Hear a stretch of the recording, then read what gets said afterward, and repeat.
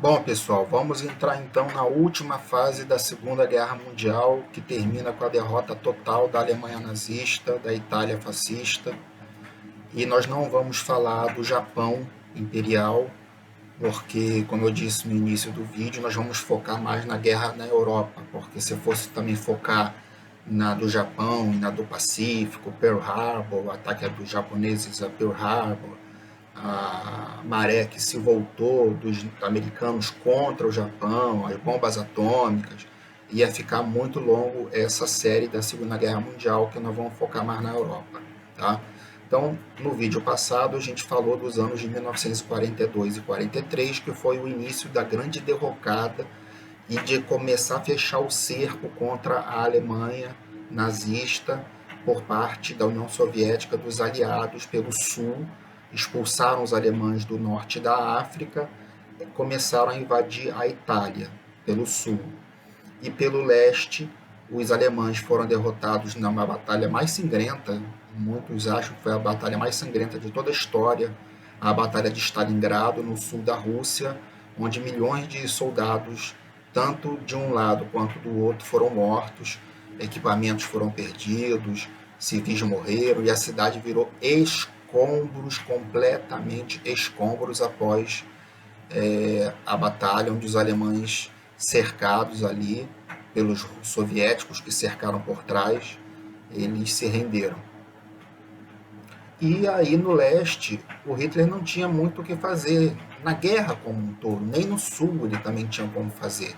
Embora a produção armamentista ele tenha colocado o engenheiro Albert Speer, que aumentou muito a produção armamentista da Alemanha, de modo assim, né, quase que vertical, de produção de tanques, de munição, de aviões, de tudo, os Estados Unidos mais a União Soviética, um deles dois sozinhos já produzia a mesma coisa, ou até mais. Os Estados Unidos produzia sozinho até mais. Mais a União Soviética, mais a Grã-Bretanha, não tinha como a Alemanha competir contra os três, peitar os três, se defender dos três, muito menos contra-atacar e vencer os três juntos, os três grandes potências aliadas. Lógico que muitos outros países foram, como o Brasil.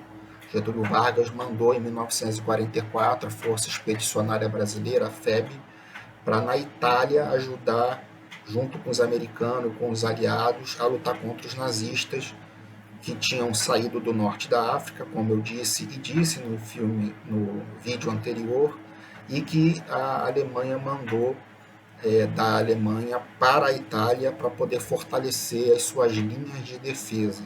Eles tinham o marechal do comando da Itália, os alemães, brilhante, Kesselring, era um cara brilhante na defesa, ele conseguiu usar linhas defensivas muito bem feitas, aproveitando a região da Itália, que é muito cheia de rios, de pântanos, de montanhas, de florestas fechadas, para dificultar e atrasar o máximo possível o avanço dos aliados rumo ao norte. Só que o que aconteceu? Logo assim que eles tomaram Roma, os americanos e os ingleses invadiram o norte da França, a Normandia. Então agora o Hitler tinha três frontes. Já é dois frontes. Você lutar em duas frentes já é um terror para qualquer estrategista militar. Três frentes, você com material insuficiente, homens em número ineficiente, você tem duas opções: ou você se rende, ou você continua lutando até o fim. Como o Hitler sabia que ele, se rendesse, ia ser julgado e condenado à morte por um tribunal cheio de judeus e de aliados e de crimes de guerra, como os campos de concentração que começaram a ser descobertos, onde 6 milhões de judeus morreram, foram exterminados por causa da sua raça, devido à ideologia nazista, não fascista do Mussolini da Itália, não, mas da Alemanha nazista, de ter campos de concentração pela Europa, pegar os judeus exterminar e tudo mais, ele sabia que ele ia ser morto, ia ser enforcado, ia ser alguma coisa, fuzilado, alguma coisa. E então ele resolveu continuar na guerra. E os aliados desceram na França, paraquedistas, já dominavam o céu completamente, não tinham mais aviões, a Luftwaffe já não existia praticamente, e tinha muitos bombardeios americanos e ingleses e caças bombardeando a Alemanha, destruindo, bombardeando cidades, que também é crime de guerra. Então teve crime de guerra dos dois lados. A União Soviética fez crime de guerra, a Alemanha fez crime de guerra na União Soviética. Então na guerra não tem bom e mal, infelizmente. Tem aquele que acaba vencendo e é o que é derrotado. Geralmente aquele que vence é o que vence é o que conta a história, o vitorioso, a história escrita pelos vencedores. De repente isso que nós estamos aqui aprendendo e conversando a respeito, trata-se da versão dos aliados e dos vencedores. Se a gente fosse perguntar para o Hitler, para os outros, eles teriam o outro ponto de vista da parte deles, né? Que a gente não está propagandeando, passando mão na cabeça. Estamos só dizendo que isso é um fato em analistas de guerra. A guerra é feita por aqueles que vencem e que relatam, aqueles que morrem, que se suicidam, são executados. Eles não contam nada, eles são os derrotados, eles ficam com a pecha dos maus, né? Mas na guerra não tem mal e bom, na guerra é guerra.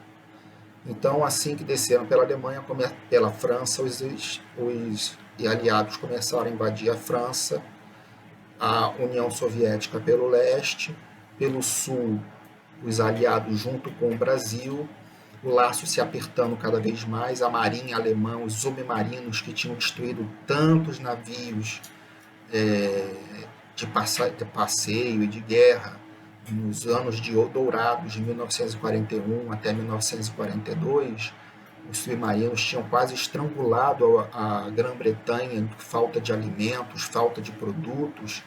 Eles agora estavam sendo caçados por uma nova tecnologia de aviação e marítima que os Estados Unidos e a Inglaterra desenvolveu, e os submarinos estavam em extinção. Força aérea estava em extinção.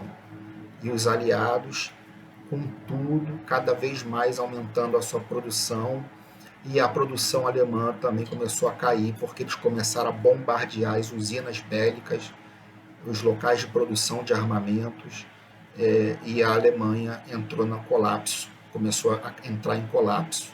Em 1944, teve uma tentativa muito famosa de matar Hitler, um grupo de oficiais conspiradores, tem até um filme, Operação Valkyria, com Tom Cruise, o filme Operação Valkyria, recomendo que vocês assistam, mostra a tentativa de assassinato, jogando uma bomba, deixando debaixo da mesa de reuniões numa conferência, analisando os mapas, depois que a situação estava desse jeito, esses generais em desespero tentaram matar, mas a explosão não matou Hitler, matou alguns, feriu outros, ele ficou um pouquinho ferido e continuou achando que Deus estava providenciando a vitória, isso foi um sinal de Deus e tal, e continuou na guerra, e as coisas foram piorando, o laço se apertando, e em 1945, em janeiro, ele se mudou para o bunker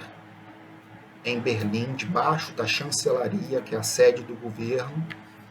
Em 1945, em janeiro, ele se mudou para lá, acho que em 30 de janeiro, se não me engano.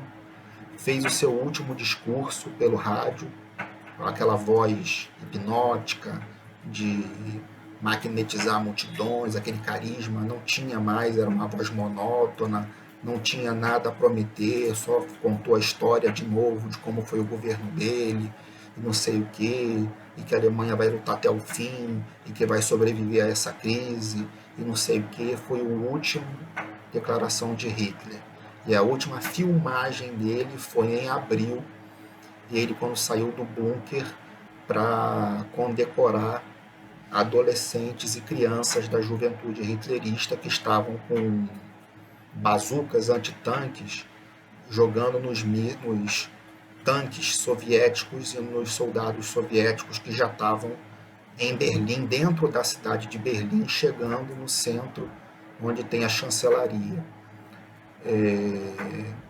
E aí, no dia 20 de abril, ele fez aniversário, 56 anos, estava totalmente drogado pelo seu médico, não com drogas ilícitas, mas com comprimidos de injeções para dormir, antidepressivos, contra a ansiedade, estabilizadores de humores, para poder ele suportar e continuar todo dia botando a farda dele, o uniforme, comandando a guerra, conversando com os generais, e estando lá ele só na base das drogas mesmo, né?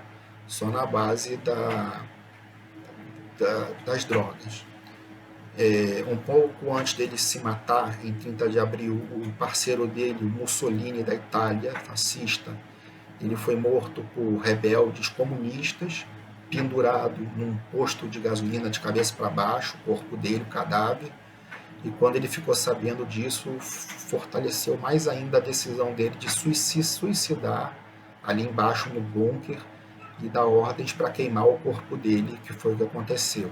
Ele e a sua amante, Eva Braun, já de longa data, uma moça bonita, muito mais jovem que ele, que gostava dele, se matou junto com ele, tomando uma cápsula de cianureto e ele uma cápsula de cianureto junto com um tiro de pistola na cabeça. Pegaram os corpos, cremaram, logo em cima na chancelaria, quando saía no quintal da chancelaria, e os generais e marechais que ficaram assinaram a rendição com os aliados, com os soviéticos e com os aliados, e aí terminou totalmente a Segunda Guerra Mundial na Europa. E continuou no Japão, como eu disse.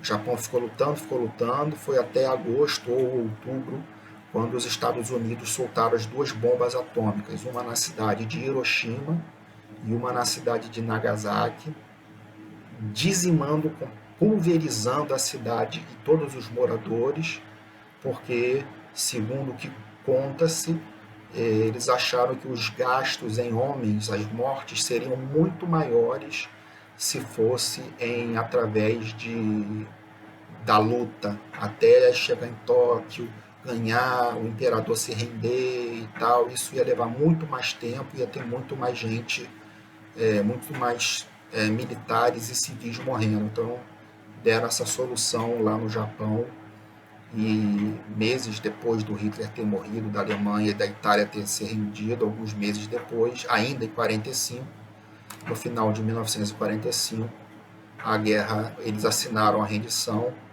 e todos os líderes alemães e os líderes japoneses, depois num tribunal de Nuremberg, na Europa, e um outro tribunal lá no Pacífico, condenaram à forca, né, todos os comandantes, os ministros do Hitler, os altos, e ele escapou, se suicidando antes, e o corpo dele não foi encontrado. Então ele não passou por essa humilhação, que foi o objetivo dele, né, entrar para a história daquele jeito, né, de um jeito diferente. Tá ok, pessoal? Então tá aí, fechando hoje o capítulo 5, D5, dos 5, sobre a Segunda Guerra Mundial, que começou com a ascensão do nazismo, quando chegaram ao poder, até o início da Segunda Guerra Mundial, depois as vitórias alemãs, a invasão da União Soviética, os reveses alemães e o cerco que começou contra a Alemanha, a maré da guerra mudando contra a Alemanha, e agora no vídeo de hoje a gente contando o fim da Segunda Guerra Mundial na Europa, com a derrota total dos países do eixo, que era a Alemanha, Itália e o Japão lá no Pacífico. Tá bom, pessoal? Muito obrigado pela atenção. Compartilhe, assine, se inscreva no canal, se inscreva. É muito importante para a gente compartilhar esses conhecimentos que não são dados nas escolas e nas faculdades, muito menos pela mídia, para nossos irmãos e para o povo brasileiro. Ok? Fica com Deus. Um abraço.